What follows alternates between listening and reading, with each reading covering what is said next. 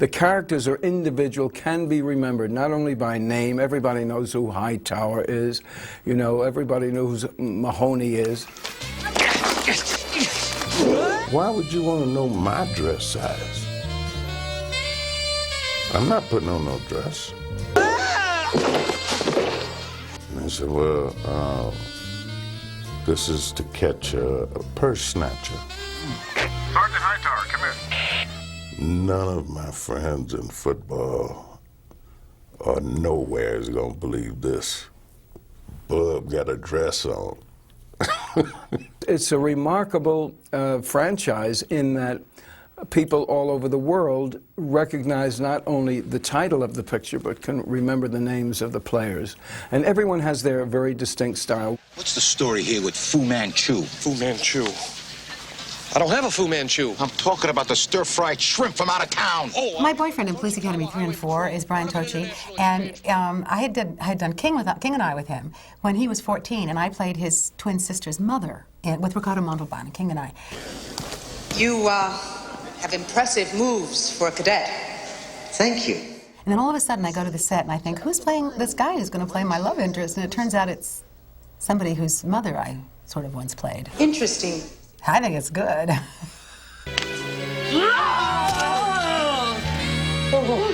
I love America. One of my favorite scenes of his was the one where he got naked. Why can't I wait in here? We just met. Oh. Come on, now can't a girl be a little bit old-fashioned? I'll call you just as soon. And he was trying to get into the hotel room, got locked out of the room, and he was walking through the lobby and all that, you know. I wish I'd been there. Hi. Warm tonight. We shot that up in Toronto. It was November, very, very chilly. And we were running around the streets of Toronto naked, and you know, I developed a huge fan base up in Toronto. I would have a huger fan base had it not been November and quite so chilly. Don't know what that means. I do know what it means. So. Explain it to me later. Oh, okay.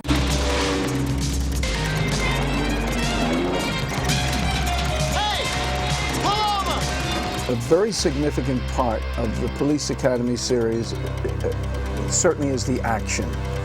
I wanted to make a action comedy, and to do that you really have to engage some very, very specifically skilled people, and they're called stunt people. Stunt men, stunt women, stunt coordinators, people who actually arrange the stunts in the picture. Police Academy 3 was a very difficult show.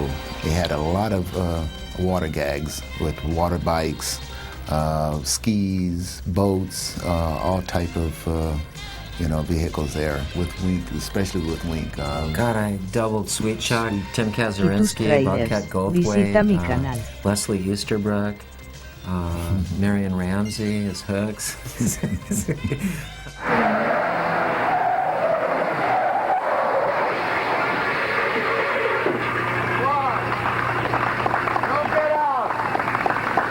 You're not really Marion.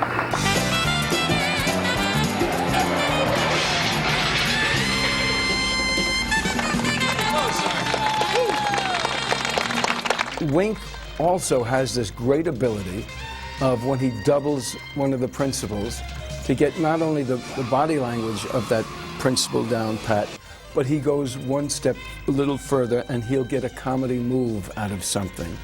And so Wink Roberts truly has always been a tremendous asset to the whole Police Academy series.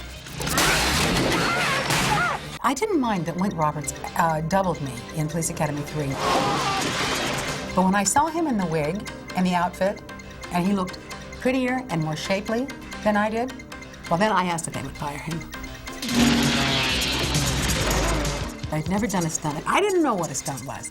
So people like Wink Roberts got me involved in using my body to make it look like I was doing something. And then these great stuntmen came in and actually did it.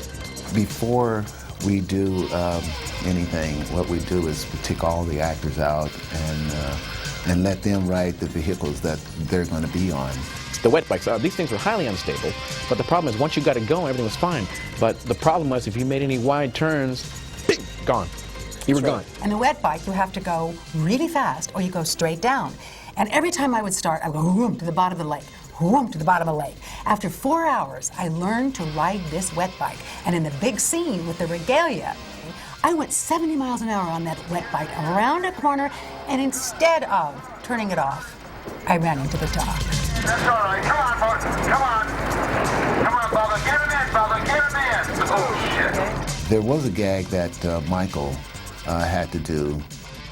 He was on the water bike, but as the bad guys were starting after him and his bike stopped out there in the middle of the water, he had to dive like a submarine. And what they would do is, when the boats were coming, the guy on the dually truck would pull backwards on the cable, on land, under the water, through the pulley, up to me, and would pull the thing down. That was about 15 seconds. After everybody went by, then they would let it up for just a couple seconds, and then I would lift my hand, and then the truck would go forward a little bit, and then the thing came right back up again. Tim Kazurinsky was not really on the jet ski like everyone else. He was being dragged because he was falling off of it. We actually had to take this out-of-control ski up and over the island, skid across it, and then back down into the water. And with momentum, we actually got to go underwater, and it was like a submarine where it went about 10 or 15 feet underwater with full throttle before it came back up again, which was worked out kind of fun. If you notice, I rode across with Lassard. I have this thing about sharks. He jumped in the water, grabbed the rope, and it was all set up. The boat took off, and the water went up and went in his face, and he just about had a fit.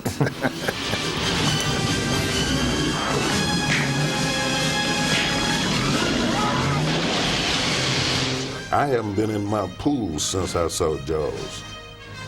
So you know I wasn't getting in the water.